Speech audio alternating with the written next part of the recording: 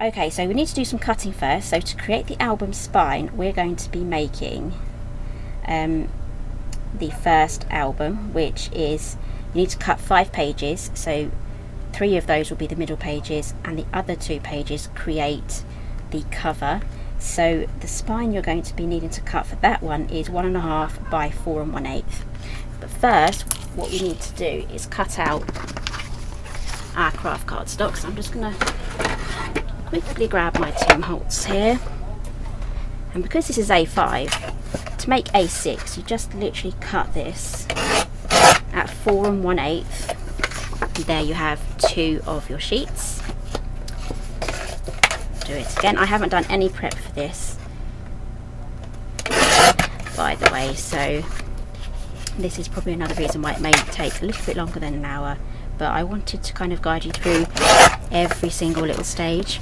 Okay, so I have a piece here now, and I'm going to use my measurements, always double check. So the height needs to be 4 1/8, so we have that already. And if you have any questions, I will do my best to keep an eye on the comments as I go along, and answer those as we go along. And the length is 1.5, so the width is 1.5. And I may come back and cut another one. We'll see how it goes. So that is our spine. Actually, I think I will.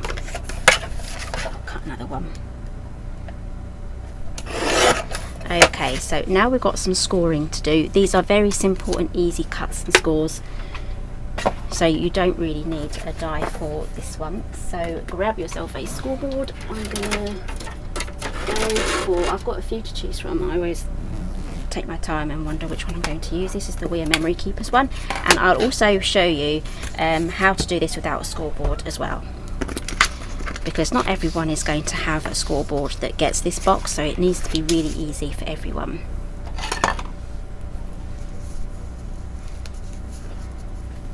Oh yes, Diane, I'm glad you're excited about receiving the box too. Okay, so we're going to score each page at 3/8 of an inch. Maybe I should stand up for this. I might get a bit louder now, I'm close to the microphone, so I'm going to lift that up. Sorry if that makes a bit of noise. It does make these like metally pinging noises. Okay, I'm going to swap out my board because I can't see the numbers, it's a bit too bright. There we go. Good old Martha Stewart. There we go. I say that a lot. There we go. Right, 1 2 3, and score that at 3/8 of an inch.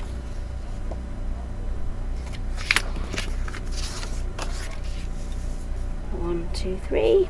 There we go. You know what? I felt more comfortable sitting down. 1 2 3. I think I might sit back down again. Okay, that's better.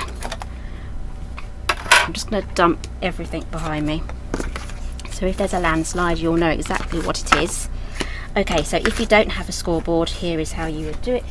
If you have one of those, the Fiskars one is pretty good for this. If you have one of those paper trimmers with a groove that goes along there, you can use that to do your scoring. So this is perfect because it's got the measurements going on the other side too. So we just take it to the measurement, 1 2 3. Take your bone folder and score it just like that. So if you don't have a scoreboard, you can do it that way. And again, you can make an entire mini album from scratch doing it that way as well. Okay, there we go. So let's put this the other side. Let's take 2 of these. These are going to be our outside covers. Give those a fold and a burnish. Actually, I'm just going to use one of my new, I have a new bone folder here. I do have another craft haul coming up next week.